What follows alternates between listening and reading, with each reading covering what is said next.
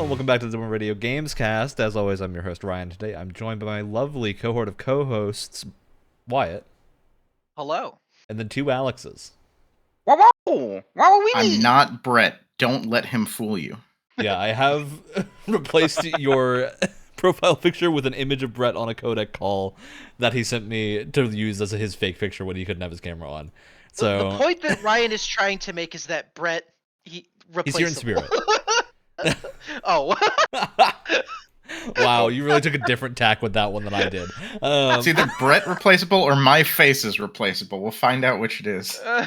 All right, well, it's time to start the podcast.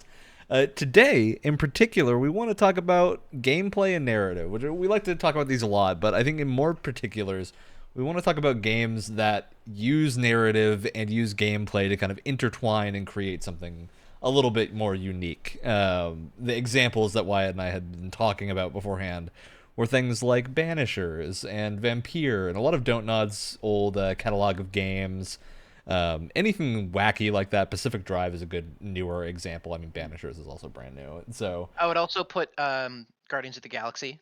Oh, for sure. Yeah, well. Absolutely. Incredible game. So, For a second there, I jump right completely in. forgot Pacific Drive was a story-based game with that interesting art style and not something like Forza. What did you think? Oh, I don't know. It sounds like a racing game. It has drive in the title. I had a Yeah, well, brain you do fart. drive a car, but your car just happens to be a sentient piece of control technology or something. title insane has thing. drive. Must Um, be racing game. You do drive a car. It could be It's- golf too. Could be golf. All right. Title of game is Dark Souls. You can't see anything because it's all black. Perfect. All right. Let's jump in with Banishers, I think, because that's the one that Wyatt and I have played most recently. That is also neither of us, I think, have gotten super far in the game because a lot of other stuff came out immediately, and Helldivers is a problem. So I think talking about Banishers is interesting because of the fact that a lot of the criticisms of Banishers are the gameplay starts out really slow and is a little meandering until later on. But at the same time, I was hooked right from the start of Banishers just because the storytelling is so strong immediately. Which, yeah, I'm curious if you felt that way, Wyatt. Because I think the point where I'm at in Banishers, which is after the first like optional case file haunting thing you can do, my biggest like gripe with the game is that I don't think it actually needed the combat. But I wonder how much of a complaint that is, because I'm curious to see if it actually gets more in depth as I go through. So I think for me, I have issues with the combat system from a presentation standpoint, but I think from a system standpoint, I don't have many like gripes. I think it takes a while for the combat to like show its best self. I think there's a lot of games like Doom, for instance, where the combat's very like, oh, okay, got it. Like, this is fun almost right off the bat because it just presents so well. You get a good amount of weapons like early on. It's doled out at a good pace. I think with Banishers, it kind of takes a while to kind of get to a point where you really start to see it shine. For me, I was mostly fine with it. I just hate the sound when you hit things. It sounds very like sounds like a damp towel. Like the impacts aren't really there. But I think once you start getting the different like unlockable like combat abilities, you start unlocking more things for for your two characters, and then you get the musket involved. I think it really starts to become a lot more interesting. But yeah, I think at first it's a little slow because it doesn't show you its best side immediately. yeah, I agree with that, and I think the thing, and the reason that I wanted to bring Banishers up here is that the choice part of it is, I think, the most interesting way that Don't Nod has managed to do that type of mechanic so far. Because I've played a lot of their, I say a lot, but they've only really done a couple of other weird, not Life is Strange style games. Is that Largely, the same Yeah, it's Don't Nod Life is Strange is their initial Interesting, thing. okay. They Well, don't. They haven't. They people- didn't make the newer ones. Well, That's and Deck people 9, forget what yeah. their first ever like released game was, Mhm. which is ironically Remember Me. Yeah. Which is a Which really was interesting a and like fun action game. but it didn't do very well from what I remember. I think it just kind of got middling reviews and got kind of lost in the shuffle. I haven't played it, but it looks really Yeah, interesting. it's fun. I like Remember Me a lot. But yeah, they also went for a very similar system to what Banishers has in Vampire, which is, I think Vampire is the right way to say it. Maybe it's Vampire, but their vampire game where you're playing a doctor who's a vampire, and so you have to fight with like the Hippocratic Oath versus your vampirism. And the thing in Vampire is they went a lot harder on it affecting gameplay because I every think it was almost too much. yeah, that's what I was gonna get to. Is that I think Vampire went too hard, because they really embraced the idea that like you're gonna be weak and shitty unless you eat people, basically. But you every time you eat someone, you only eat the people that are like living NPCs in your town, and so every time you drink someone's blood, you're like destroying a villager, right? And so you have to like tactically choose who you're going to consume and Yeah, whatnot. and if I remember right, like the best ones are like core NPCs. Yes. Which I think is a really interesting idea, and Banishers has a similar concept, but I think Banishers makes it a lot less black and white. What do you do to your poor ghost wife? So Banishers, the central conceit for people that don't know about it, is you and your ghost partner, not Your actually, Ghostbusters. Yeah, your Ghostbusters. They make a point that you're not married, but you are. It's your partner. You and Antea are together, or Red and Antea, because you play both of them. Antea dies very early in the story. It's like the first section of the game, and it was in all the advertising and everything. It's not a secret. Antea dies, and then Red is basically partnering with the ghost of Antea to solve a problem for the town of New Eden. And the central conceit is you have to choose between different approaches for each like investigation is probably the best word for them, but they're haunting. So like you'll have a character that has a ghost haunting them for some reason that's like causing roaches to be everywhere and all sorts of stuff, and like meat to spoil. And so you have to solve that haunting, and at the end of each haunting you get a choice between three things, which is ascending a ghost, which is like the nice way of sending the ghost off to wherever it goes next. You've got banishing the ghost, which is I'm going to force you to go wherever the hell I want you to go and not It's gonna let you suck. free. Yeah, and it's implied to really suck a little bit. But not necessarily be like the evil option. It's more like I don't trust the ghost. I think the ghost is lying and it's not actually going to ascend. And then you've got blaming, which is basically killing the person who's haunting your solving and absorbing them into Antea. The way and it's important to note too. Yeah, it's important to note too that the way that ghosts work in this world is that they stick around on the earth if they're tied to someone. Yeah, you have to like find objects that tie them and figure out what is actually their tie, and it's really interesting. There's a lot of really cool gameplay mechanics there that feel very investigation-y And without I actually. was going to Super say what you've been talking about so interesting far. That does bring up I do kind of agree with you with at least how you've described it so far. Where does the combat come into play here, Ryan? The combat comes into there's nondescript spirits that attack you. Yeah, it's not bad. It's just mostly I don't think I'll ever remember the combat of Banishers. I'll much more fondly remember the story parts of it, because I do intend to finish it at some point. And on that note too, there's a lot of this game uses external lore correctly, in my opinion, because there's a lot of things that you read that aren't like entirely necessary to understand what's going on. You can read not a single one of them and like perfectly understand what's going on outside of like things that you read in the haunt are pretty important to figure But as out. a mark of your like their final quality, position. I've read every single one I come across, and I typically have don't I. do that. I'm As not a have I. person that has There's- to read everything.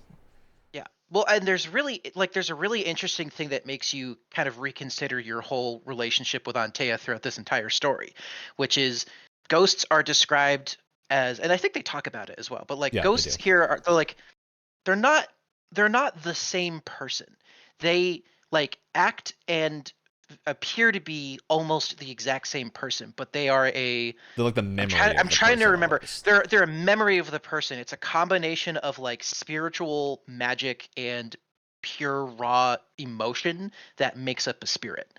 And so once I read that, I was like, okay, so am I still talking to Antea or not?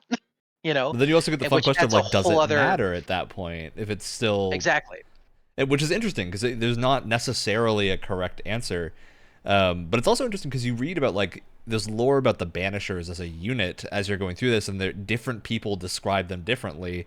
Where there's one note that's like the Banishers are basically evil, like they're there to just solve the problem however they can, and that includes killing people because they blame. Like the blaming thing is not just an option you have because of Antea. That's a thing that Banishers do regularly. It's like if the ghost is dead because of a person that like wronged them and it's actually in the wrong, they have the option of just basically executing you, and they will do it. And that's very interesting to read that and see that like there's a different perspective on them compared to what Red and Antea had basically built themselves up as, which is more heroic figures, but they might not necessarily be heroes in the context. And That sounds really interesting to me. And I don't know. ahead. Go for it. Just a much more nuanced way of it than Vampire, which I enjoyed, but more nuanced than just like Vampire. Like, you always felt like it was the wrong killer. Don't kill to kill someone. Whereas in Banishers, because of the nuance to it and the fact that like not everyone you're around is a good person, and sometimes maybe it would be better if you blamed them, even if it's not necessarily what you want to do morally. It's like I think you have a much better set of choices here, and it felt. The first case is kind of like an example of this, of like I think anyone could pick any of the three options and be very justified in it, and it wouldn't hurt your playthrough.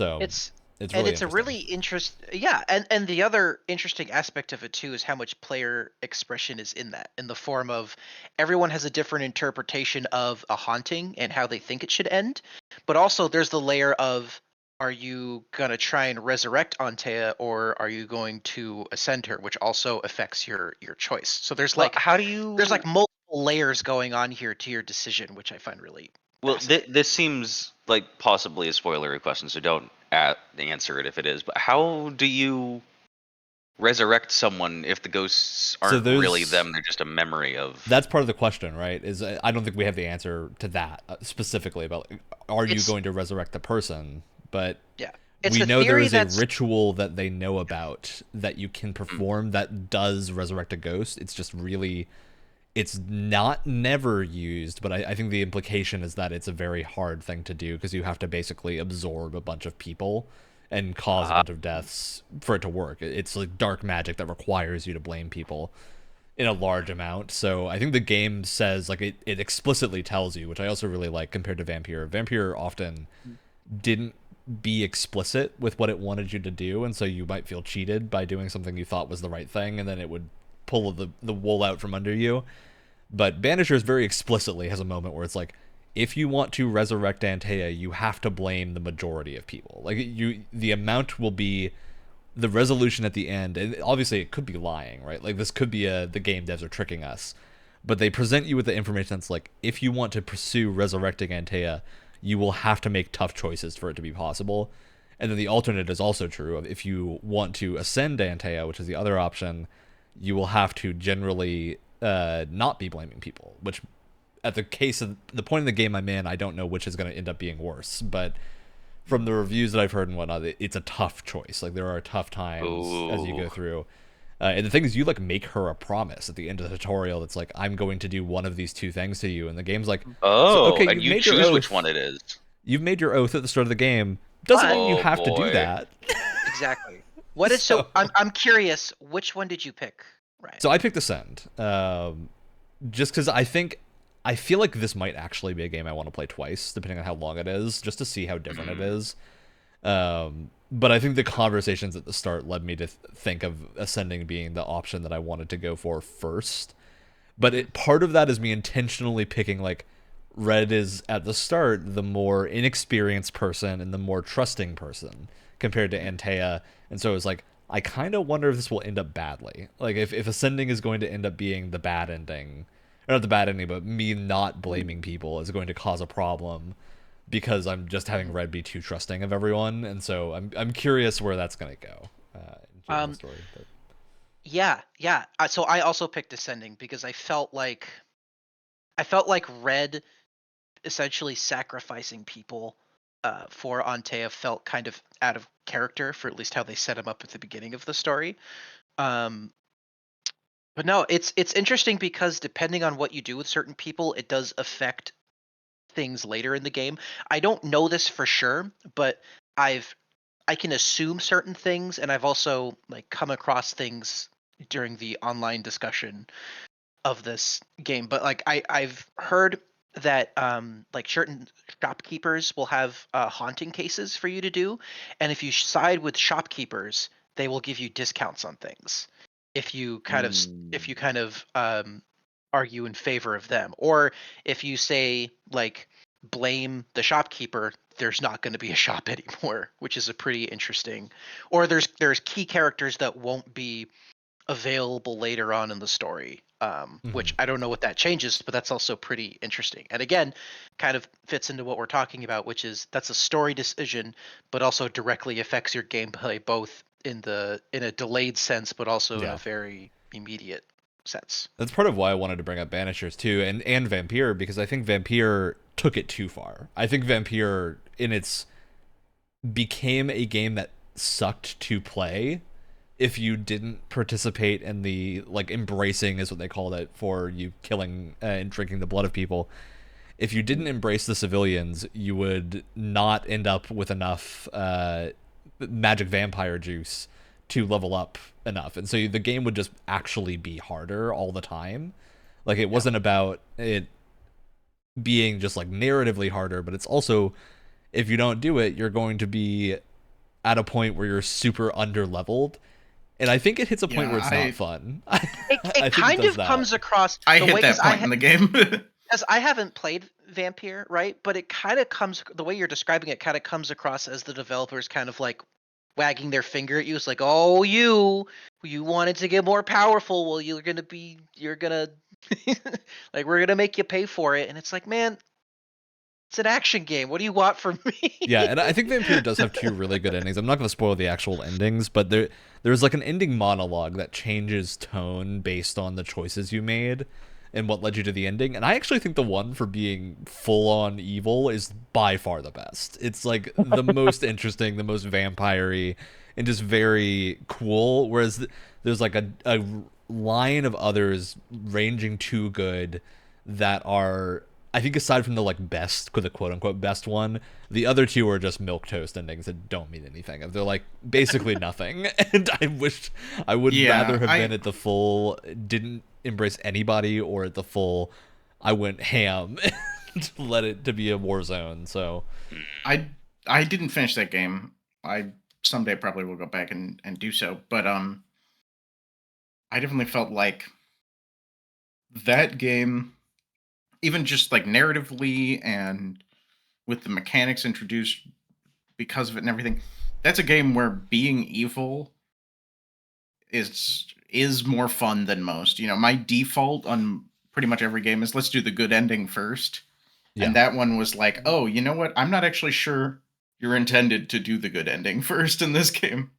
Because I think that's a really good point, Alex, because that's where I want to bring up Dishonored. Because I think Dishonored 1 also had this problem. I think 2 has it in a much lesser degree. I don't think 2 has nearly as much of an issue with this. You can have a little killing as a treat in Dishonored too. Yeah, but there's like I think Dishonored 1 in particular, you get a ton of really fun, cool abilities that are just super lethal. And so you never want to use them because they're incredibly lethal. And Vampire is the same way of like, you get some crazy, awesome vampire abilities if you level up the vampire stuff.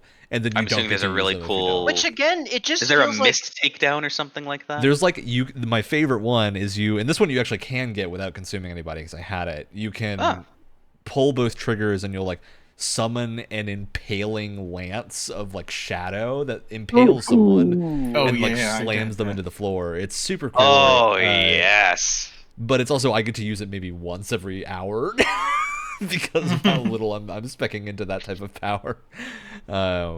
Yeah. Which again, like that's the sad part. Both with Vampire and because like I've tried to play Dishonored a couple times, but every single time I play Dishonored, it's like I want to engage with this cool combat system and this cool stealth system where it feels like lethality is very like much encouraged, and until you get to the ending, but they're like, "Oh, you trying to have fun with this really cool combat system we made? Shame on you!" It's like, man, You want to interact with shut the up. game mechanics? Wrong And one, son. I understand the purpose of it. I really do. But again, it comes down to that balance, right? Yeah. And I just feel like punishing people for engaging in a cool combat system for an like a stealth action like immersive sim type game, it just, I don't know, it feels like So- weirdly restrictive in a way. A game that I thought did this, well, I don't want to say it did it well, but in terms of mechanics, a game that I'm thinking of that sort of kept it all balanced is the both of the, or maybe all three, I'm forgetting that there's three, of the Infamous games. Those Wait, had there like are a three? good... Yeah, Yep. the Second Son is technically the third game. There is, in all of those games, I'm Amen. trying to remember Second Son, but yeah, it's the same. In all three of those games, there's like a good power track and a bad power track, and they're pretty much even. Mhm. You get different powers based on them, but Almost there's always nothing a cool that's alternative to whatever exactly. other It's never going to like lock you out of the best power in the game because you took the other path. Now, mind you, I would argue in most of those games, the bad evil plot line just doesn't make as much sense for why your character would act that way. Yeah. I do think But- Second Son in particular, the bad plot line is just kind of bad. Like, it doesn't make a lot of sense Yeah. when you go through it. But So I guess that's the trade-off in those games. yeah, Or even, I mean you can do this like you can do that kind of trade-off. I like, the other thing that comes to mind for me is BioShock, like what you decide to do Mm-hmm. with the daughters, or what are they called? Sisters, little sisters. I Do actually you can't murder remember. children or do you save them? Right, but both have different like gameplay connotations and ending connotations as well. But neither one really locks you out of the combat or the fun stuff. It's definitely different, but They're not it doesn't feel prohibitive like it's choices punishing you for for mechanics. combat, which is Yeah. where it's a line that I personally draw. it's also, I think, the biggest good time to bring up Mass Effect of Paragon and Renegade. It fits very well into what we're talking about. And I think Paragon and Renegade has like huge problems. Like, it's such a, I think the words Paragon and It's very Renegade are blunt. very Yeah. cool, like, ideas of what type of space captain do you want to play. But in reality, what ends up happening is you either are playing a jackass or like a paragon of virtue. And Yeah. the most interesting characters typically fall somewhere in between and not at the extreme. But they had gameplay stuff locked at the extremes, so you would want to be at the, one of the Because extremes if you were. Yeah, The game actively punishes you for trying to do both. You don't get anywhere as a result.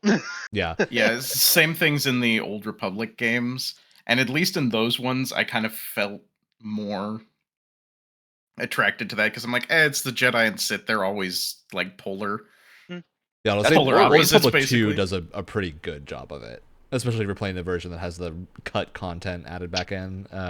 See, you're naming the one I haven't played. So. Yeah, I think that handles it a little bit better than KOTOR 1. Although, not to say KOTOR 1 handled it badly. I think it handled it still pretty well. No, I think it handles it quite well for the time. But Also, Yeah. it's Star Wars, so kind of black and white morality makes a little bit more sense. Yeah. That's what I'm that's saying. the thing you with know? KOTOR 2 is KOTOR 2 goes into and like deconstructs that. And that's like the whole main plot of that Oh, game you can- is about like... You can definitely do both. It's just with Which is Star great, Wars, if you want to yeah. keep it blunt, that's totally fine too. It just kind of works. Yep. It's why those games are so beloved. But the reason I wanted to mention Renegade is because I think Renegade... I think when people watch I'm thinking of like watching The Expanse or something, right? Or another show or a book that's sci-fi. The most interesting choices are always the ones that have a cost, right? Of like when characters have to make the tough decisions, and that is an important thing, and it's like why the Caden and Ashley choice in Mass Effect 1 is so important. It is such a cool moment for you to get to like describe your character, because someone's got to do the bad job, right? Someone's got to end it. So it's really interesting to have to make that choice regardless. But I think Renegade gives you more options to do that type of choice, which is really cool, but they mostly just hurt you instead of actually being ever beneficial. You're just kind of like getting rid of a shopkeeper or something, or just doing things that just being a dick for no reason, right? Renegade has like the immediate satisfaction of, oh my god, I punched a reporter in the face. Isn't that funny? But And then outside of that, consequences. yeah, but outside of that, it's like, nah. Because I think the hope was that like in Mass Effect 3, your tough choices would end up in you having a more impactful, like being able to save more people when it really mattered. But that was just never really a thing. Like, there's not to say that they actually needed to have that be a thing of like the Renegade option has more living people at the end or something. But just having an ending that acknowledges how you played, I think was important, and that he didn't really do that at the time. Yeah. And that's a lot of our morality discussion out of the way, which means I have a tangent to bring up. And Wyatt, I'm glad you're here because this is the Final Fantasy VII tangent. Oh boy. So do we should I get my I don't know what to call We it. need a disclaimer banner. Oh my god, I had the word. I have to get my disclaimer out of the way. I feel like anytime I talk about we're talking about remake, right? Yeah. Or Rebirth or whichever. I have to get my disclaimer out of the way. I like it, but I have a lot to say. Like JRPGs aren't your typical genre of choice, right? Like, yes. Good example is I play a lot of JRPGs. You play a lot of Naughty Dog games, and that's both fine. Right? Hey, you know, they're both valid options at the end of the day. Yeah. But I do like the majority of 7 Remake. I like a lot of it. Yeah. But disclaimer, JRPGs not like I'm not the biggest fan, but I try and be as open-minded as possible. Anyway. Okay, so tangent. let's talk for a second about the insanity that is Final Fantasy VII Remake. We're not going to broad spoiler anything. Like, there's nothing here that I think is particularly spoilery that I want to talk about. Even though spoilers in relation to 7 Remake is quite fascinating. Like, yeah, we could have a whole the discussion normal about rules don't apply. what does a spoiler mean in the context of what insane Nomura shit is going on with 7 Remake and Rebirth. Stupid garbage. Okay, anyway. Oh, there we go. There's the slip. Anyway, we'll wait until they're all out to fully judge whatever story is going on right now. But I want to bring it up because I think of the JRPGs that I've played that have a like character focus for their plot. I think the characters in 7 Remake are so well done and so interesting. Specifically the main cast. I wouldn't extend that out to like everyone else, but I think that specifically the main cast are handled so well compared to other games that I think when people are talking about like wanting Final Fantasies that have traditional party dynamics, I think they're talking about 7 in the way that 7 Remake handles it, and not the way that like I love 16. I think 16 is a great game, but I understand why coming from 7 Remake to 16 it would feel like the party's way less important, right? And you have less of that type of dynamic, which is fair because it's a lot more focused on one character. But I think 7 Remake does a really good job, and Rebirth is even better at this, at allowing gameplay to differentiate characters through like actual combat mechanics and stuff. For the simple like remake thing. Oh, now we have the duo attacks in the. Yeah, I'll get to that in a minute because I think that I love those too. Those are a really good addition. But just talking about base 7 Remake, the simple thing of like Cloud is mostly a grounded fighter, and then you have Barrett, who is your ranged, he can shoot the flying things character. So you've already got your baseline like differential of how do you handle a party that like characters have just different capabilities. And they handle it really well, I think, throughout most of Remake, and you bounce between characters super fluidly. It's very interesting because I think Remake took a really different tack to this than Rebirth does, because Remake, you typically have a very controlled party. Like, there weren't a lot of times in Remake where you actually get to choose your party. because you end up with what? Cloud, Tifa, Aerith, and Barrett at the end. So you've got 4 people. You can only have 3. But typically you aren't having to choose between them. The game will kind of like force a set pair of 3 on you. Yeah, the story dictates who's in your party for like 90% of the game. Yeah, which is good for balancing, I guess, because that means you know exactly what the party's capable of handling at any one time. But Rebirth doesn't have that. Like Rebirth, you can most of the time mix and match your party because it's pretty open. So it's been interesting to see how they handle that. Like Cloud now has aerial combos and stuff to handle aerial enemies and stuff like that a lot more easily without the need for Barrett to be there. But Tifa is still a grounded fighter, except for the synergy ability that sends her skyrocketing into the air because one of the other characters literally throws her. It's like great. It's like the Incredibles. It just like launches like a spear. Like my favorite ability in that game special.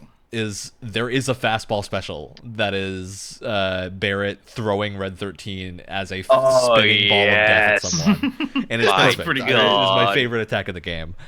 That's great. Yeah, it's perfect. But I think it's just like when I'm talking about like balancing gameplay and narrative, I think a lot of people jump immediately to story being the thing. Like how does decisions in the story affect gameplay, or how does gameplay affect decisions in the story?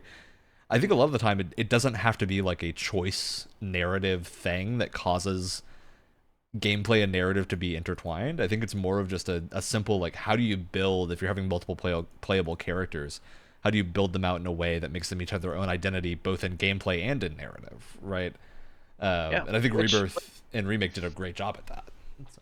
Which another example that I mentioned earlier, Guardians of the Galaxy does this so well because you have those 4 for the entire game, right? You're not switching out party members, so everyone. In Guardians, you don't swap between characters. They have to do it with you only playing as Peter Quill, right? Which they pulled it off, which is great.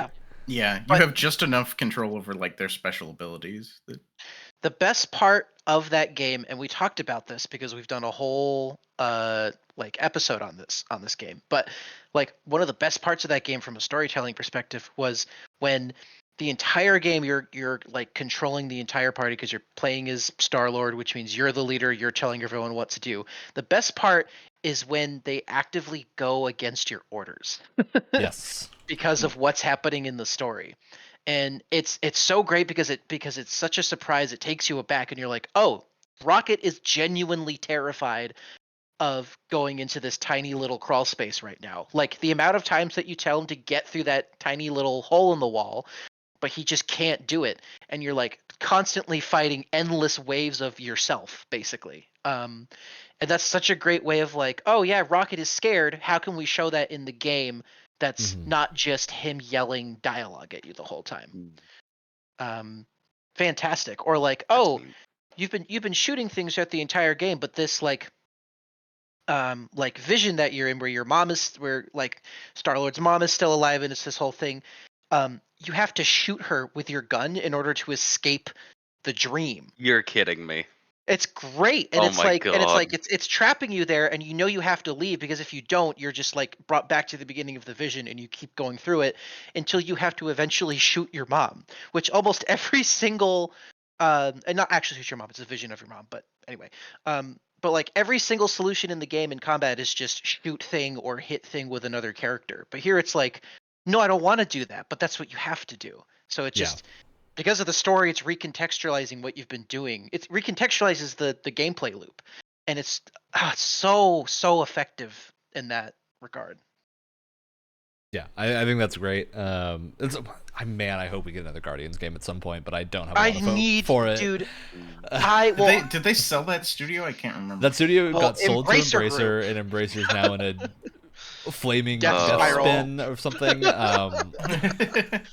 From what I understand, there was some deal that we didn't bought go too through. much. There was they made all supposed to be these. a deal with, I think it was Saudi Arabia or something. It was some deal that was meant to like fund a game or something that fell through, which meant And that was they just supposed to lost be a able to huge amount support- of funding.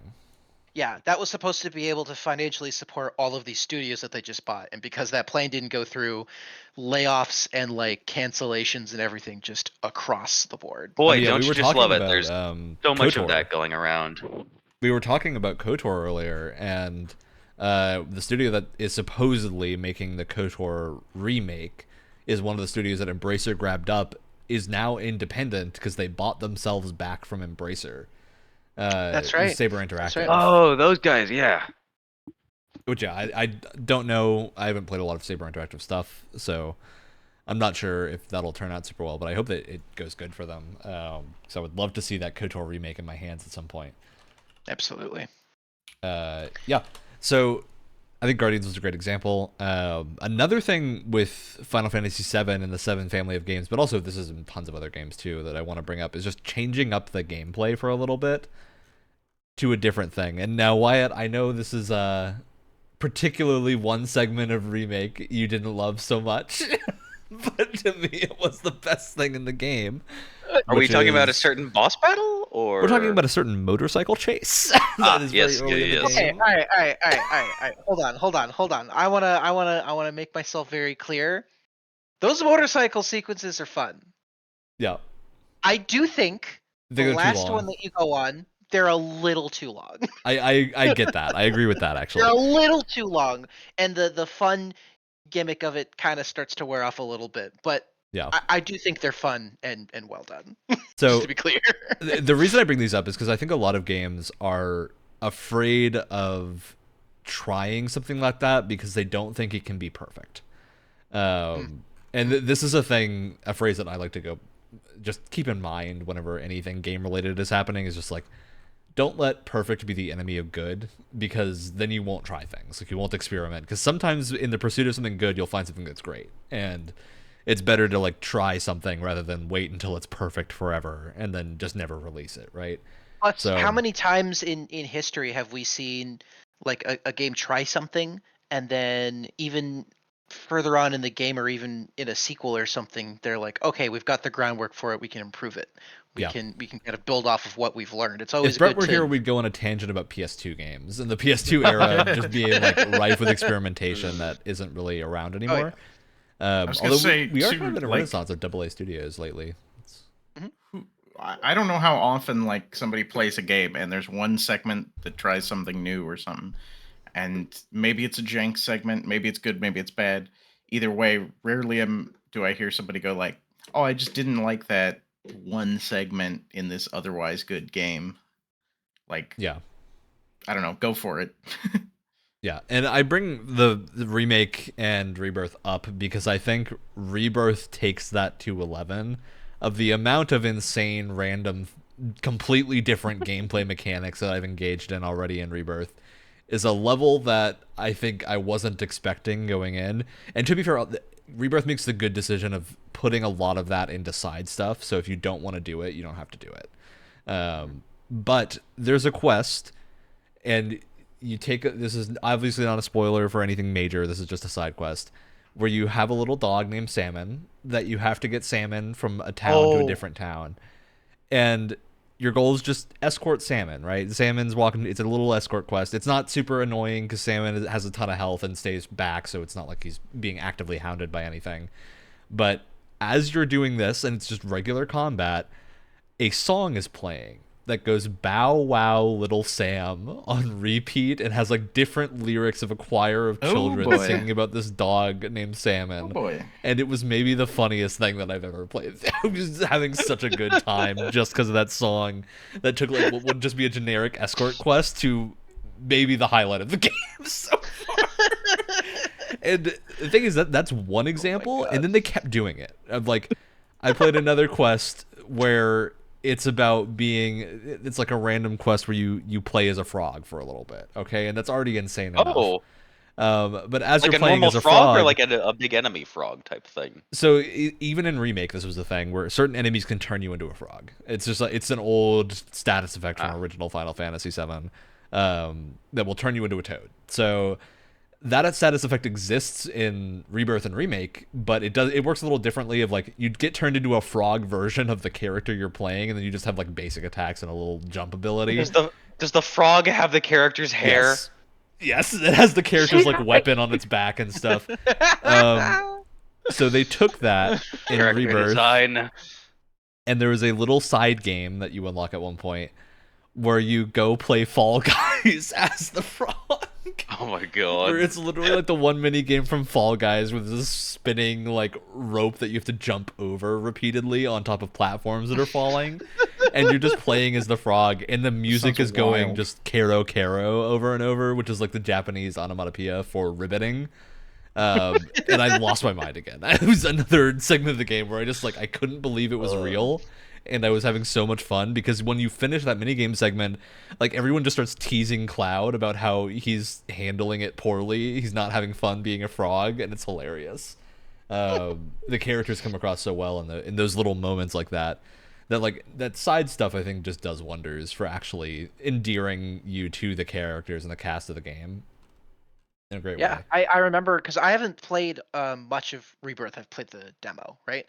And going into Tifa's house in the beginning, that's optional, isn't it? You don't Yeah. have to do that. I loved like going in and then going up to the piano, you get one of the songs for the piano, and then you play, and because you're describing this entire story to the rest of the cast, they like comment on you playing piano afterwards. And like, is it important to the main story? No, but it's a nice little moment. Because I feel like Cloud is so stoic to the other characters in a lot of like 7 remake that it was kind of cool to see him like, yeah, I play piano. It's like whatever. Yeah, it's like whatever, you know. I'm Yeah, not I just was a- about to bring up that segment. I'm not just a mercenary for eco-terrorists. I think that section, and specifically the demos, and this is maybe a minor spoiler for people that aren't aware of anything about Final Fantasy VII or the demo and don't want to know what the first part of the new game is, but the theme of it is you're basically running through Cloud's memory of Nibelheim as he's telling the party about what happened in Nibelheim, like why Sephiroth is evil. So you're running through this memory, and you have like a peanut gallery of your cast characters talking over what you're doing occasionally, and it's really fun. It's just a very fun way to handle that type of like flash backwards segment. It's a cute sequence. Yeah, that especially because regard. they made one little change for the real game. That is, when you go up to the piano, the sheet music isn't there in the live game. You don't get that sheet music till much later, so you just have to go. Like, you have to go sit down, and you don't have any sheet music to play, so you just have to play the piano for a minute.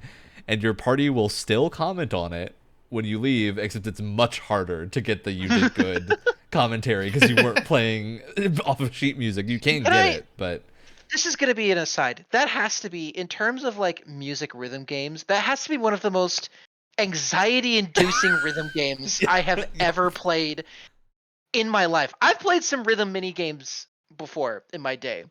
That one is terrifying. It's so I felt like I was going to have a heart attack and a panic attack at the same time after doing that for the first time. That was that. Wow. Oh. Bow Wow Wow, Little Sam. Caro. Yeah. Like, goddamn. You guys are speaking in handle it really tongues. well. Yeah. And on the topic of having small character moments, having little changes in gameplay here and there. I mean, if that's not the entirety of It Takes Two, which is Yeah. probably masterclass of melding gameplay and story. I feel like in terms of a story that is all about the relationship between two people, there are very few games that have combined story and gameplay together as effectively. And just Like, commit to it that hard. Like, a that lot of games will hard, go for it, and they'll not necessarily be able to hit it the whole time, or they'll stretch themselves too thin. But It Takes Two hit the perfect amount of variation. It was so good. Yeah. I mean, the commitment right down to it being a co-op only game. There is no way to play that game solo unless you have trained to play a controller with your feet, because there is no other way that you can do it solo. Now I want to look up a speedrun of someone playing It Takes Two solo. It has to Probably. exist, right? I mean, what? Maybe one person's using like a DDR pad, and then in Yeah. their hands is like a regular controller.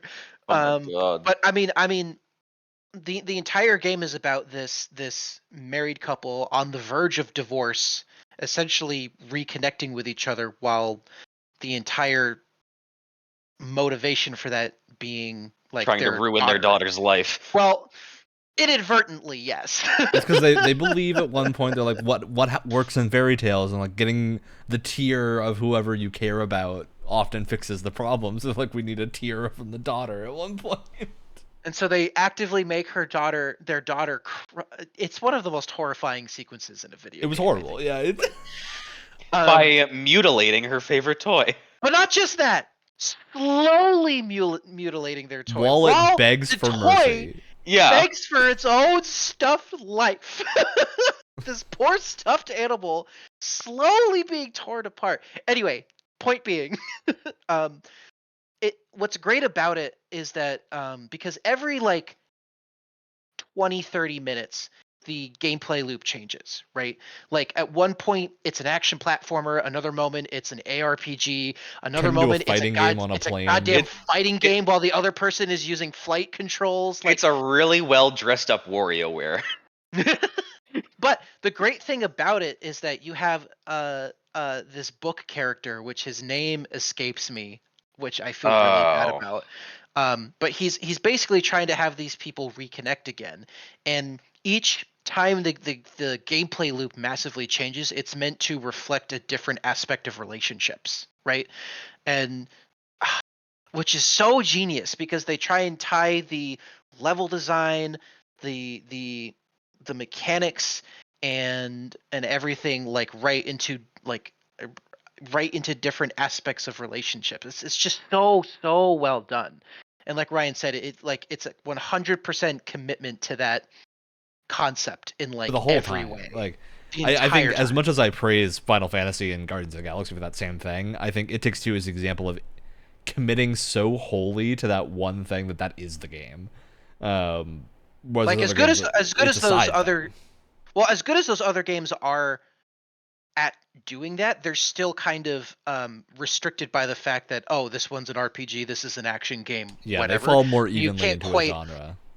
This just fully gives in to that concept. I've yet to play anything else like It Takes Two. Like yeah, down to it's the genre of the game changing seemingly every second.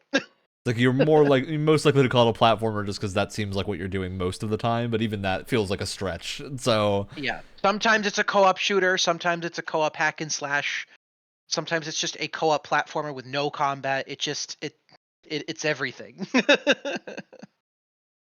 No, I think that's another really good example. I also wanted to talk about briefly Pacific Drive. It was one of the examples I brought up because it just came out pretty recently. I've only played a couple hours of it, but it's a really interesting take on what a truly like single player survival / extraction game is.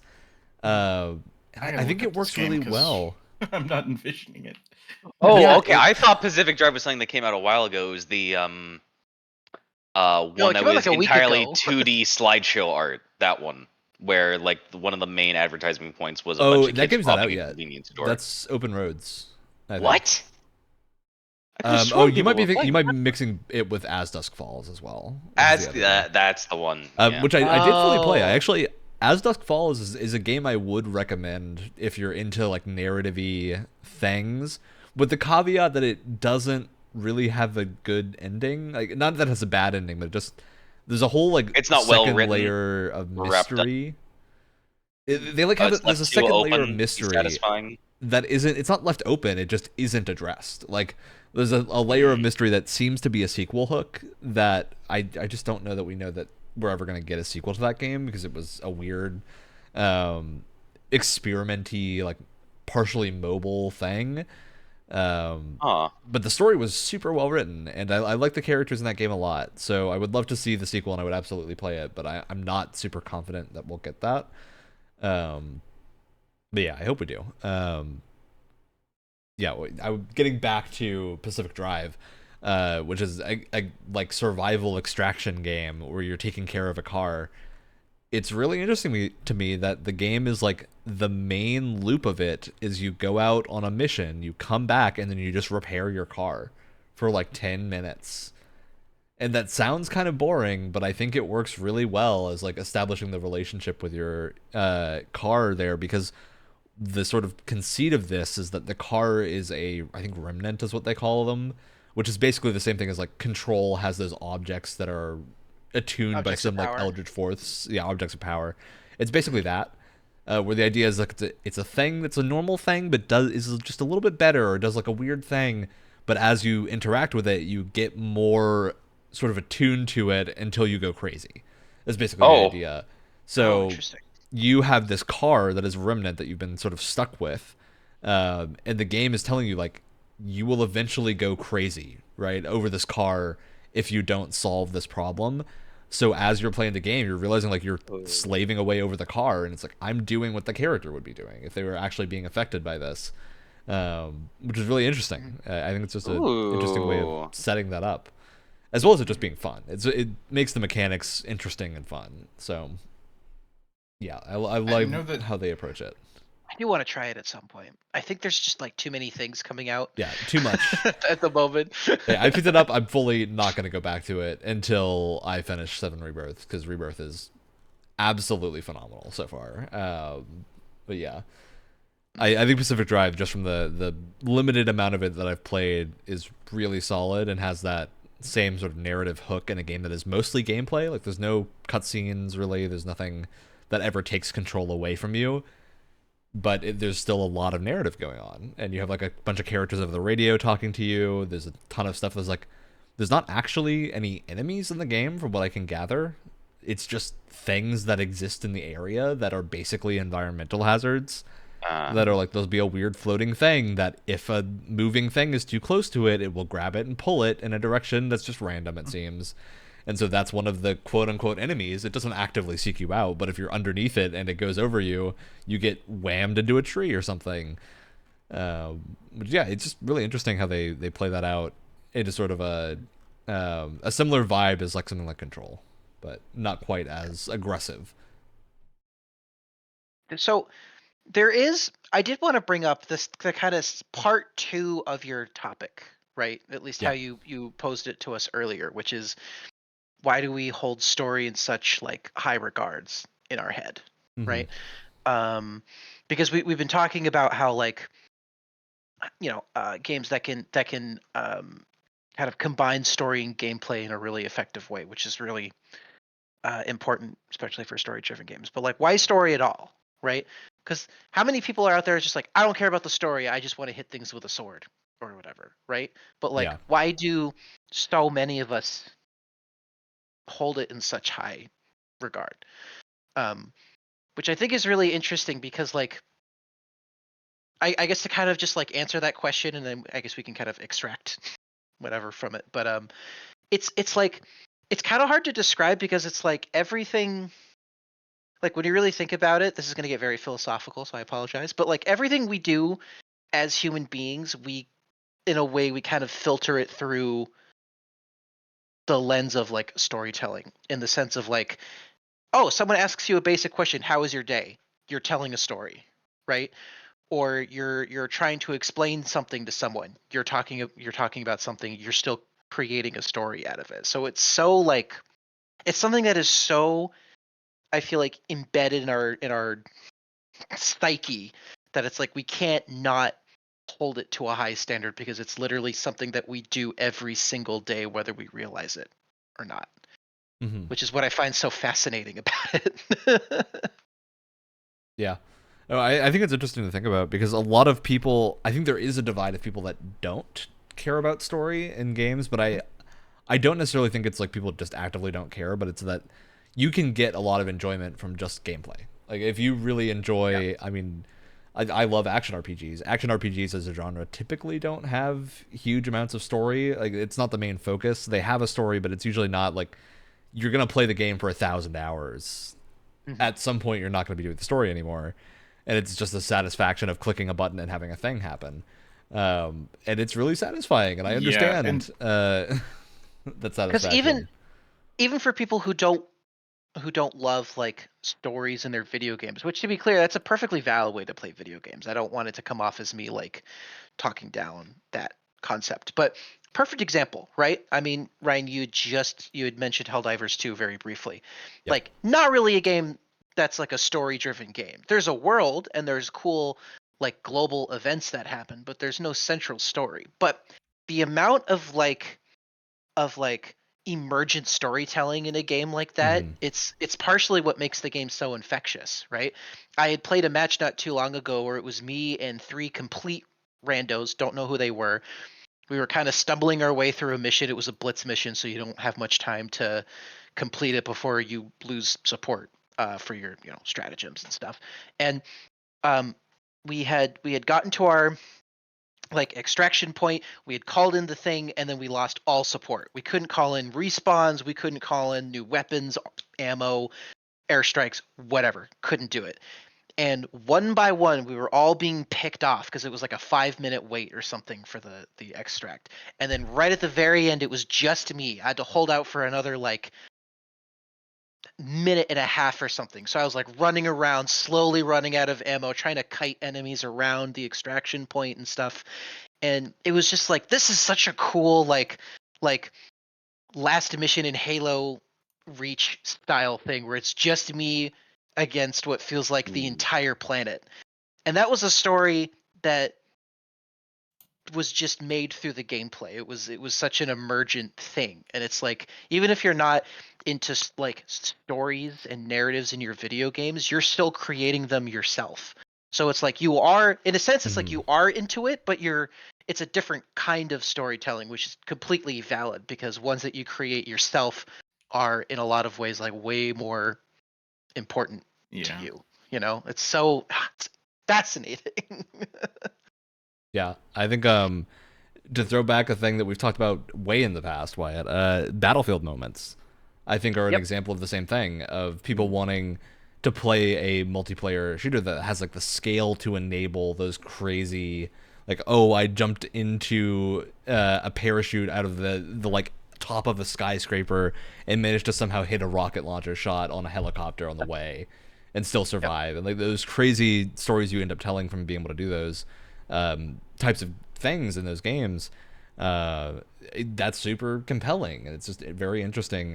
It brings me back, and this is a game that I don't know if anyone else here played.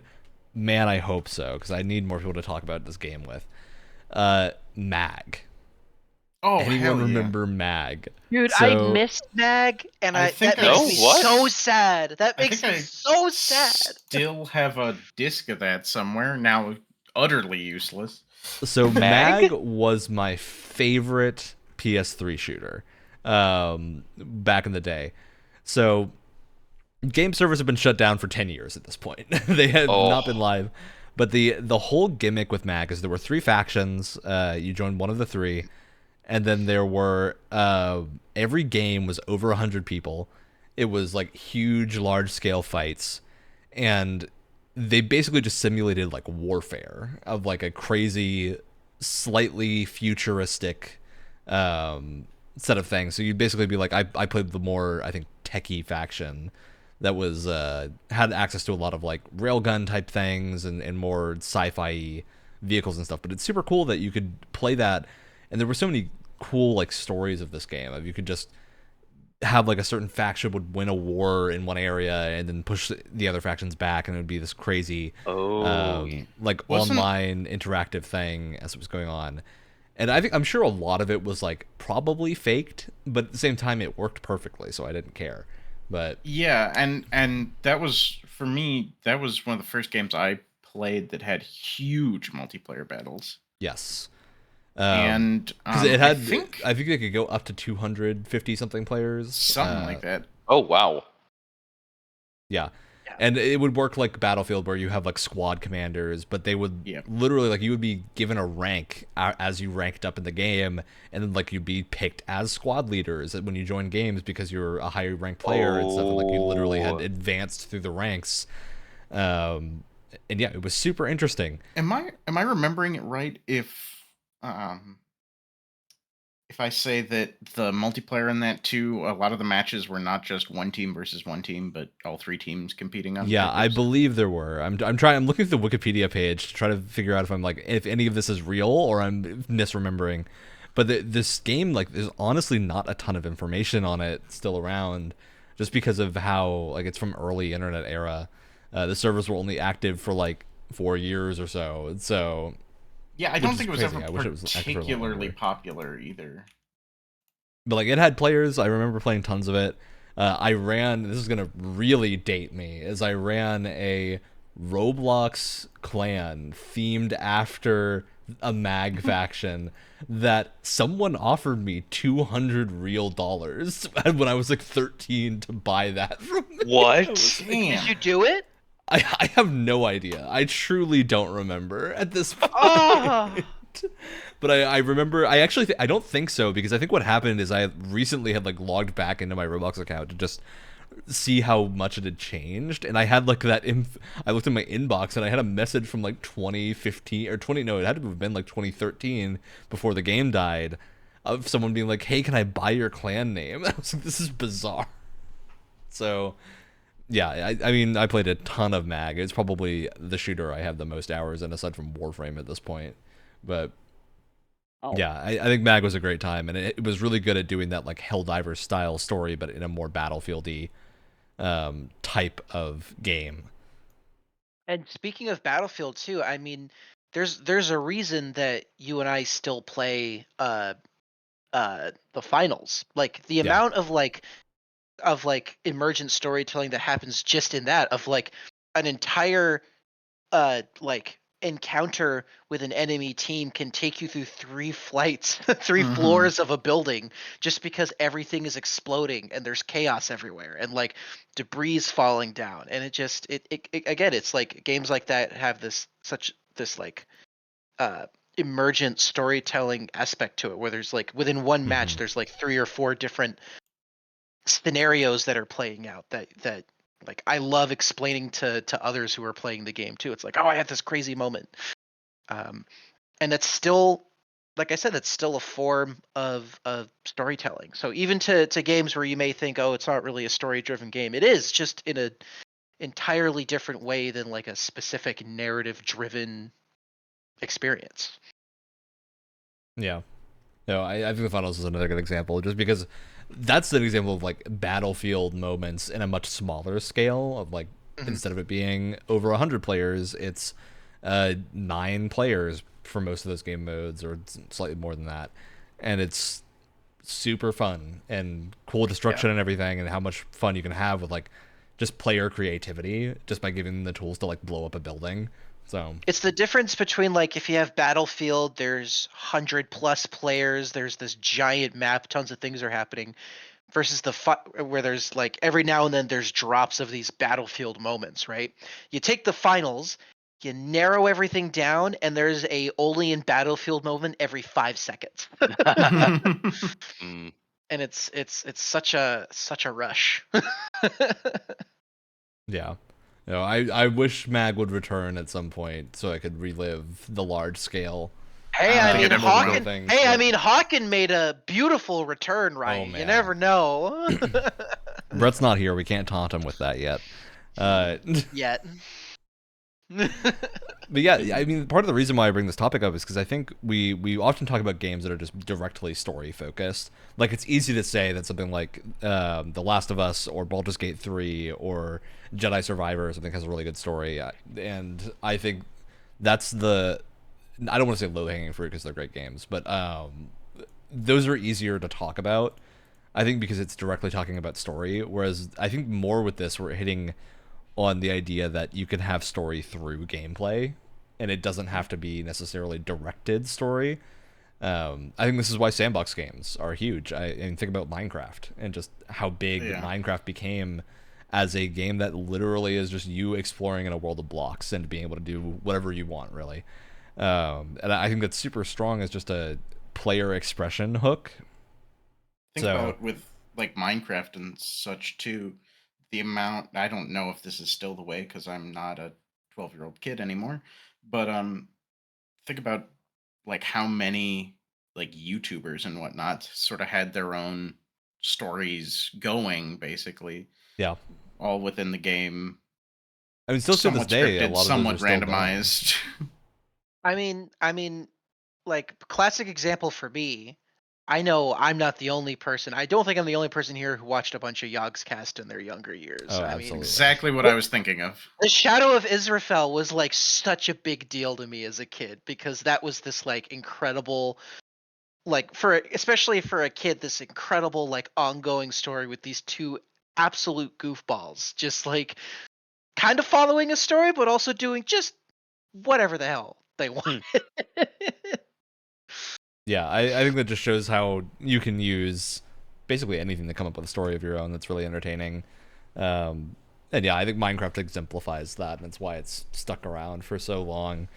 But I also think like story. Let's take Destiny 2 as an example here, because I know Alex and I have played probably too much Destiny 2, but you know, we're in for the ride. Yep. I think it's a good example because Destiny 2 to me shows what happens when your player base is super invested and they want the story, and then you take it away. And they revolt. The story in those games is incomprehensible. But it's incomprehensible in a way that is. I was gonna. You say that, right? It's not. Alex though. could explain it to you. Where do you want me to start? I don't want to let you, but at the same time, I do think. Look, like I understand this may be most said of the story too, but like it's just not accessible to somebody who doesn't know it. Well, that's what happens when you remove the campaign from your game. Exactly. Which I don't think Also, any of us are going to defend. But when your first game doesn't really have any plot outside of like lore dump text logs. I'll say this for Destiny, all right, in regards of like emergent storytelling. I will probably never play this video game ever again, and I will make pot shots at it until the day I die. That being said, will I remember the first raid I ever did? Oh, absolutely. Will I remember the first time I ever ran Garden with a group of friends? Raid mechanics are an Absolutely. exemplary use of game mechanics aiding storytelling. Now, I do think the Menagerie, in hindsight, kind of a terrible raid, but it was really, really cool because it was my first ever raid. I never raided with friends in D1. I played that game mostly solo, and so my first time I going know through, you're having a conniption right now. and so my first time going through Menagerie, it was really, really like it was a way that I'd never played that game before. It was a group of people that I was like just getting to know at the time. I'm just ignoring him because I don't care. I'm not going to take back what I said. It's because Menagerie's not one of the raids. Or no, what's it called? Are you thinking Leviathan? Leviathan. I'm going to trap you in the gauntlet. No, thank you. See, this is how long I've played. The Menagerie was actually kind of cool, and I'm kind of. The Menagerie is one of my favorite quote-unquote seasonal activities that was taken away. Leviathan, in hindsight, not a very Yes, but which Leviathan raid, Wyatt? There's 4 of them. I don't give a shit. The one that launched with D2. The one that was there at launch. That was my first ever raid. It was like a group of friends that I was like just getting to know, and I feel like I got them to know them so much more just through doing this like experience with them. And it's something I'm never ever gonna forget. And there's so many little scenarios, so many little stories that played out there. Like doing the like track run for the first time and trying to figure out, and them trying to explain it to me in a way that like I could understand. It was fun, and I'll never forget it. And I'll never ever want to play that raid, so help me God, ever again. But it was really cool. That one experience. Yeah. I think that's a great example of why that type of like multiplayer PvE stuff is super fun. It's like I'll always very fondly remember doing Savage Raiding in Final Fantasy XIV and having a really cool first experience with that. And just seeing that through, although I do really, one thing I love about Final Fantasy XIV that not a lot of other games do is you can play a like normal version of the raid, which is like the normal thing to do, and then that's like an accessible match-made piece of content, so you don't have to wait for you to assemble 8 players to go tackle the 3-hour-long like Savage thing. And it's perfectly doable too. Unlike you can't really. I mean, they're technically allowing you to do like fire team finder for raids now, but it's still not doable with how the mechanics work out. Yeah. Whereas in FF14, you're very typically able they're to not do so. that hard to understand.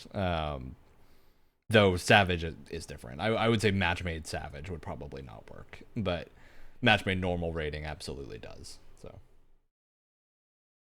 Or we could even take a further step back from storytelling within these multiplayer games. Let's talk about storytelling within a community. Like specifically, what comes to mind is the absolute rat race of trying to figure out all of the little secrets in PT. Like an entire community of people coming together trying to solve this insane mystery box.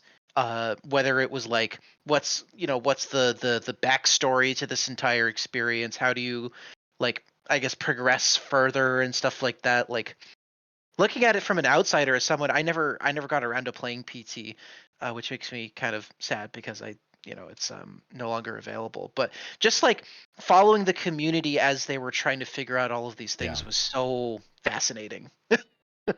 I can't wait to see what crackpot stuff comes up with whatever OD is gonna end up being. Oh as God, well as that's his other right. stealth action thing. Movie, game, but also definitely a movie, but also definitely a game, but also a movie.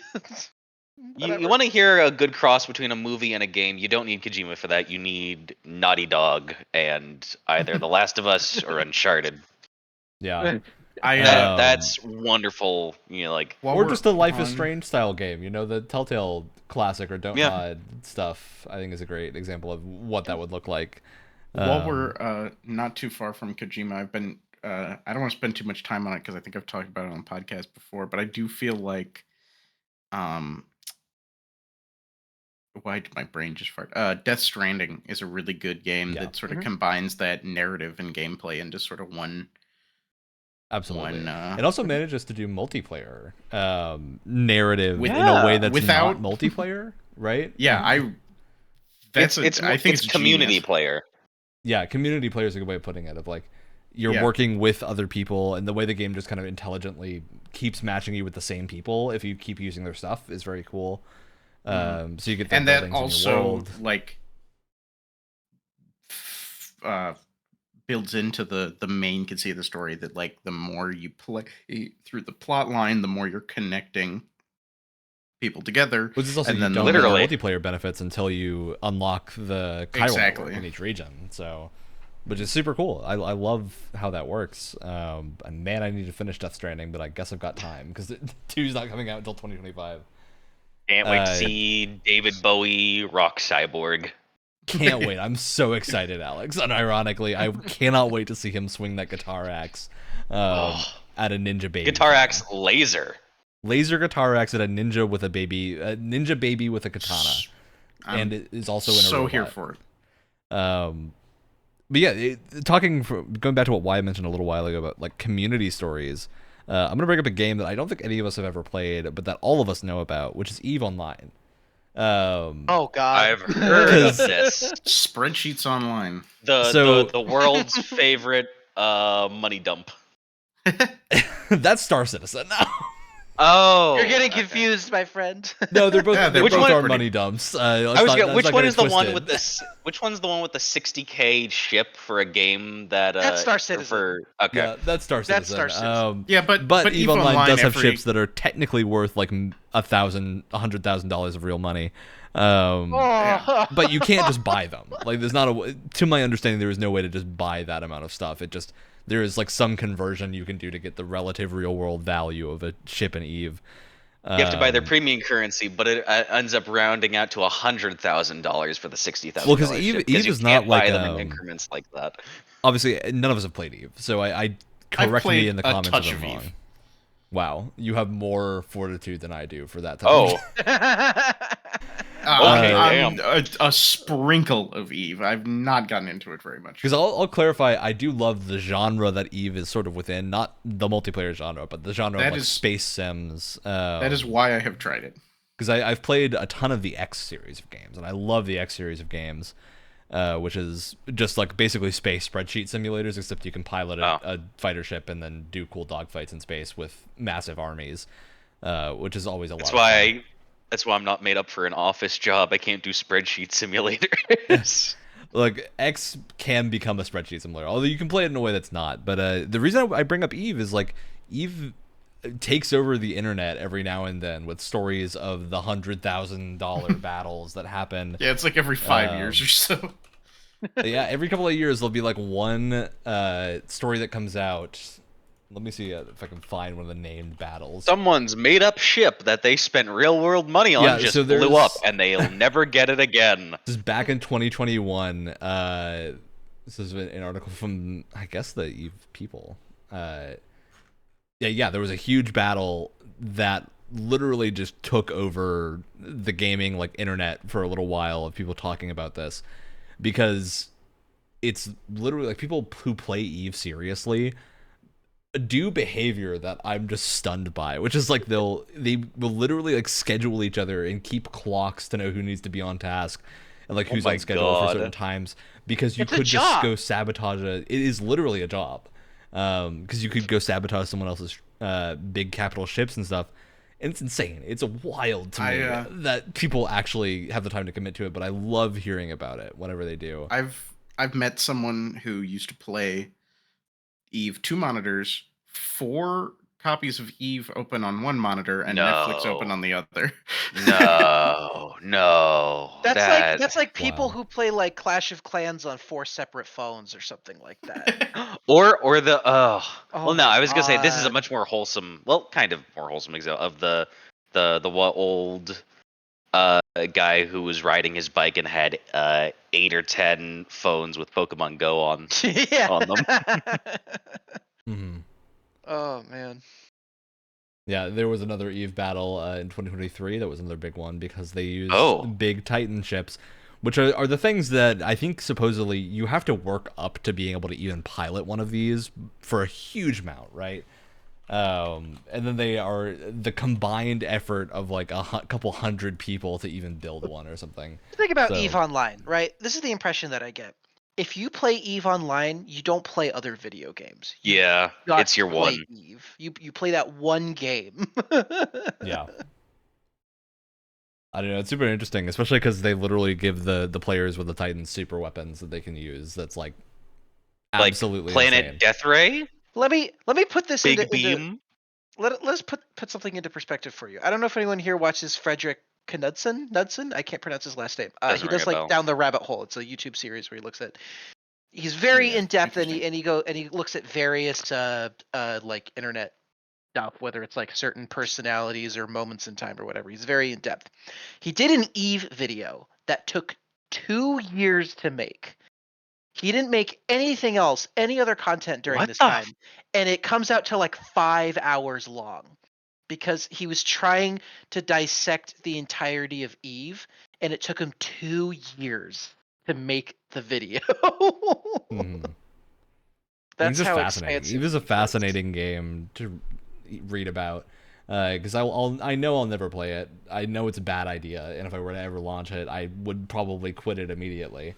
But good, you don't want to start playing it because you won't stop for some reason. But it also reminds me of, like, I brought up sandbox games earlier, and X is a great example of like wanting to chase the Eve fantasy in a game that doesn't take thousands of hours to play. And thousands of hours to get into, or dollars that I can save, and if I want to just see what happens if I throw my giant ships at a relay for some reason, I can just do it and then reload a save instead of having to have it be online, and the consequences of my actions actually have consequences. So not just for you, but for other people. Yeah, I think that's a real benefit to playing single player stuff. But yeah, I think those types of player made stories are fascinating. I'd also say it's probably why games like Civ and strategy games are often so beloved, even on the single player side, is you just create really interesting stories while playing them. Of like, Nuclear Gandhi is so funny. Yes. Which apparently actually isn't even which apparently possible. Is not real. What? It's just people notice Gandhi using nukes more because of how funny it is, not that there's actually a code reason that he uses nukes more. Yeah, it was like this big meme of like, oh, it's a warmongering Gandhi, isn't that funny? Because of some because of some settings that were tweaked during someone's campaign. It was like a friendship integer overload or something like that. I think that was the yeah. That's what I've always heard. But it's like, I have no idea if your like friendship. I forget what the exact stat is, but it like you became so friendly with Gandhi that the number resets back to 0, and then he just starts conquering everyone. But apparently, the creators of that particular civ was like, yeah, that's actually possible with how we programmed our game, but whatever. Well, make it possible. I want a warmongering Gandhi in my civilization. Oh, you know what? I don't care how much money it takes. This is kind of wildly off topic. I'm just thinking of like old internet memes that are sort of community-based game stuff. So sorry that this is a tangent, but I was just thinking about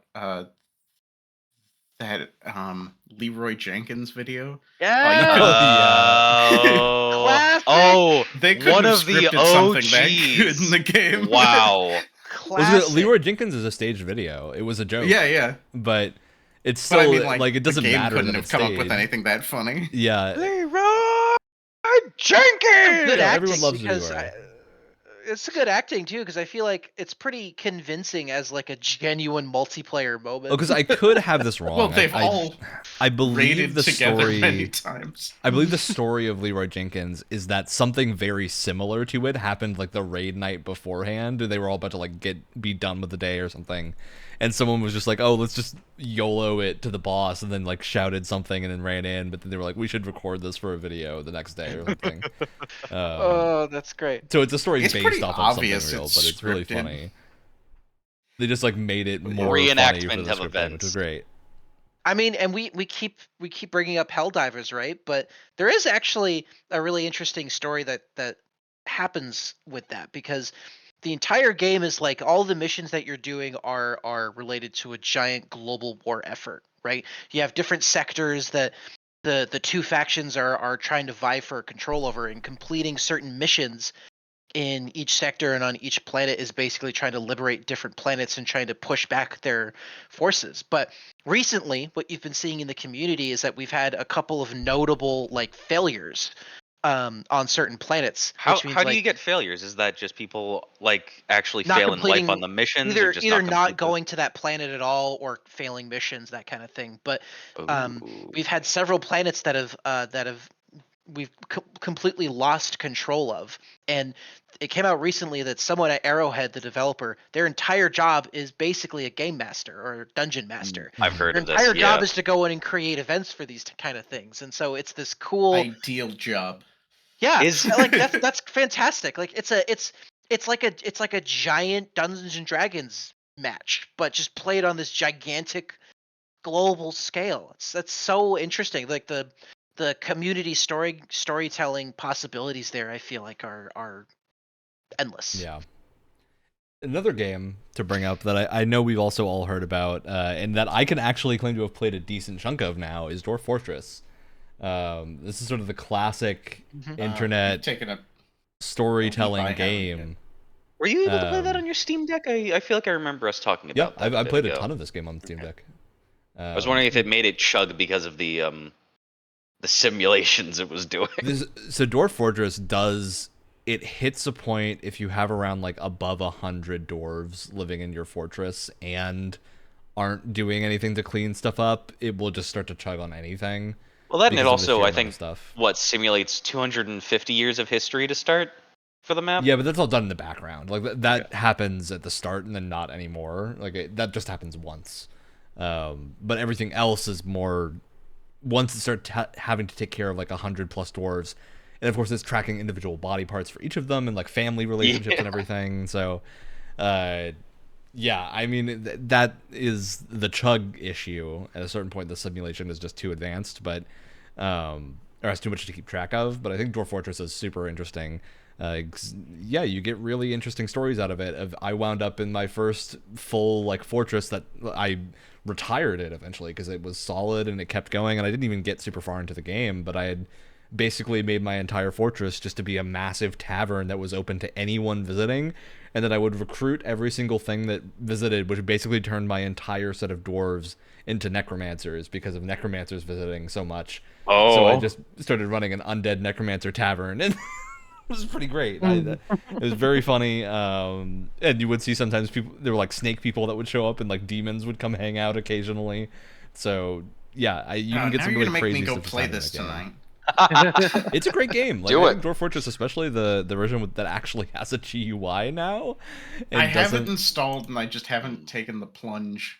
Look, if you want to take a Dwarf Fortress plunge, I will be there to guide you if you need. But yeah, I wanted to bring it up because I was just figured we could always play the fun game of looking at Dwarf Fortress patch notes and seeing how funny they are. And this is just one of the newer ones. Ballista arrows that chop down trees now count for tree cap diplomacy. In case you chop down a tree with a ballista, and it might hurt your diplomacy with trees. So just be aware of it. You can have a relationship with trees in the game. There is something really funny about reading patch notes for a game completely out of context, and it's like, what the fuck? What are you talking about? Absolutely, yeah. Dwarf Fortress especially is insane. There is. Especially since isn't Dwarf Fortress an extremely small team, so you just get like it's one guy. It's two people. It's two brothers, and then now they have backup from Kitfox Games doing like art and publishing and stuff for the Steam release. So it's a little bit more than that now, but they did they've been super successful since then. It's really interesting. I think the thing that might get a lot more people is Dwarf Fortress is getting soon a mode that the text version has had for a long time, but the GUI did not have because it's so much art and stuff to get this done. But it's coming soon, is Adventure Mode, which is instead of playing a fortress, you play a single dwarf. That's right. Or other creature or other thing, and you explore the world, and like it actually generates everything that is in the world of like goblin fortresses and stuff. It's basically you're just playing a top-down. Like an adventure game? Yeah, it's a top-down adventure game, and you explore and you can wrestle in it, and then you literally like wrestle by choosing moves that you do in a text box, and like it will give you bonuses and buffs and stuff, and it's super cool. And yeah, I'm very much looking forward to that, and I'm seeing what crazy stories people come up with that. But the cool stuff is you can do that in a fortress world that you have retired your fortress in. So you can go visit. I could go visit my crazy vampire necromancer tavern. Oh, that'd be so cool. A dwarf, and then maybe get killed because it's probably evil. Yeah, it's also is fun that only in ones that you can retire your fortress in, or that you have retired your fortress? So when you play fortress mode, I think eventually you end up retiring your fortress no matter what, just because you hit a case of like when the game is stable, you don't need to keep access to it. But you will often lose fortresses to like crazy demons from the abyss and stuff, and creatures that invade, and you can then have your next campaign. You can set its goal to be to reclaim your old fortress. And stuff like that, like returning to Moria, making your own. You can do that in the game now. That's like a fortress mode thing that you can do now. So, yeah, and you can continue to play in the same world if you want to, as far as I'm aware. And yeah, it's crazy. There's a lot of fun stuff in Dwarf Fortress, but it's a wild, complex game compared to anything else. All right, well, that's the tangent. We've hit our hour-and-a-half mark. So I'm going to transition to any other stuff that we wanted to talk about, or if we hit on everything we wanted to. You're making me want to talk about Dwarf Fortress more. I think we got a good rounded... Go for it. We got a good rounded discussion out of that. I kind of. Now I got to throw a wrench into the rounded discussion because I do want to. We don't have to go off on a tangent about this, but I do want to just compliment Bethesda, which I know a lot of people have problems with. What? There's a reason that I still play Skyrim this long after it came out, right? And like still go back to it. It's modability. It's modability, but like that's part of the storytelling, right? And I also think Skyrim, I do understand the complaints that it's like not super deep as a systems game. Being a person that loves systems, I get that. But at the same time, I was playing Skyrim on my Switch, which you can't mod, and I was having a great time. So I think it has aged better than a lot of people give it credit for. Skyrim and Skyrim more than some of the other Bethesda games like Fallout and whatnot, but those to some extent as well. they hit a pretty good balance between, a scripted narrative and some of those like emergent gameplay moments we were talking Yeah, about. because it's more that you run into things on the way to your next thing, and you end up having that be the story, right? Back got, with Skyrim and Fallout 4, they definitely had that timing down of like what's the 40 seconds until your next engagement, I think it was. Yeah, I think that sounds right to me. You just don't want to be moving too far without a cool thing happening. Is generally now, the mind idea. you, also some of those emergent moments in Bethesda games are not intended, and they're just really funny bugs.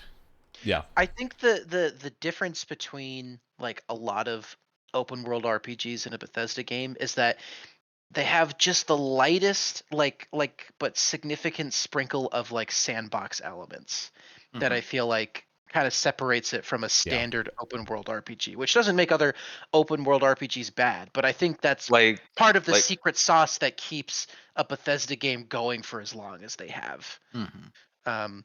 The first thing that came to my mind when you say that is Oblivion and like Morrowind's craftable spells, but what would you say it is for Skyrim with craftable spells for sure? I think when I say that, when I think of like sandbox moments, it's things that developers didn't intend, especially in their like open world or their overworld, right? Like paralysis potion for falling down a mountain, or the giant ragdolling the character. Exactly. I think Frenzy being the best spell in the game that you can just solo the whole game by not doing anything.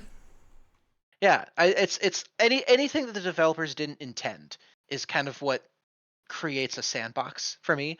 And I think the way that spells work, the things that spells can affect, or the way that the things that potions can affect, can create these just absolutely wacky, insane solutions to things that no one on that team could have even dreamed of.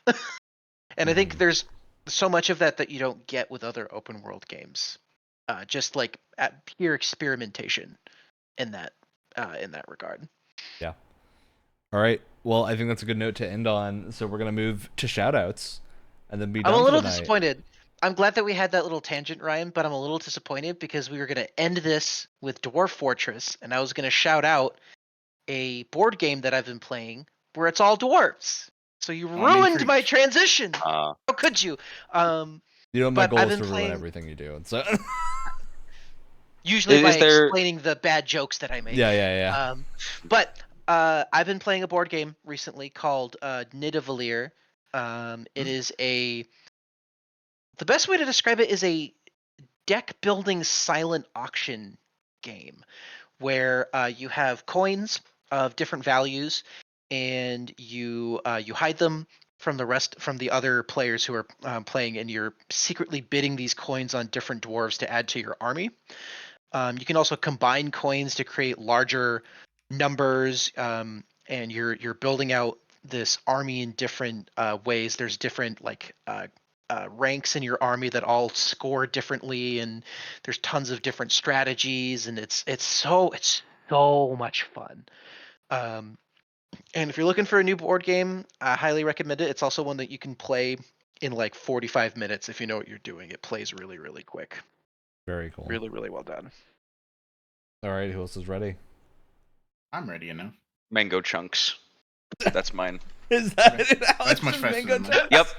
Yep. That's pretty great, Yep. Frozen mango chunks. There you go. I'm gonna for mine shout out something that I actually haven't played yet, but I'm excited for, and I'm gonna start working on. My shout out is for Warhammer: The Old World. Excited for the return of the old Warhammer fantasy setting. So somewhat, this is set before most of that lore, but it looks cool. I'm gonna end up converting a bunch of my Age of Sigmar models that aren't finished into Old World models, and have a Warriors of Chaos army. Very cool. Beautiful. All right, I've got to just shout out a very fun-looking game that I've played the demo for now, that it's coming out in the next couple of days by one of my favorite dev studios, Vanillaware. Unicorn Overlord is due out end of the week, actually. It's on the 8th. Why does that sound familiar? Very excited. It was in one of the Nintendo showcases. It's a like spiritual successor to Ogre Battle, which is an old strategy franchise that I've never played, but is like basically their grand strategy JRPGs. Oh, Jesus. Which I'm such a fan of, because like I don't know, I'm the type of person who loves Crusader Kings, so of course I'm into any grand strategy, and I also love JRPGs, so them together with Vanillaware sounds like the best thing ever. So I'm very excited for Unicorn Overlord. It reminds me a lot of some other wacky games that I've played, that are just insane and not super well known.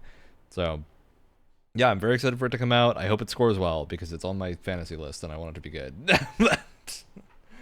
Yeah, I'm looking forward to it.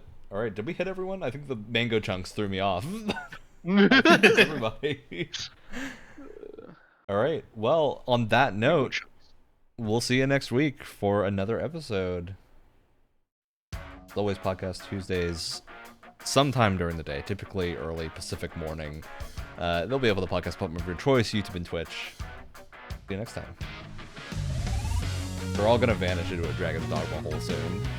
Oh, absolutely, you know it. Oh, what did Brett just post?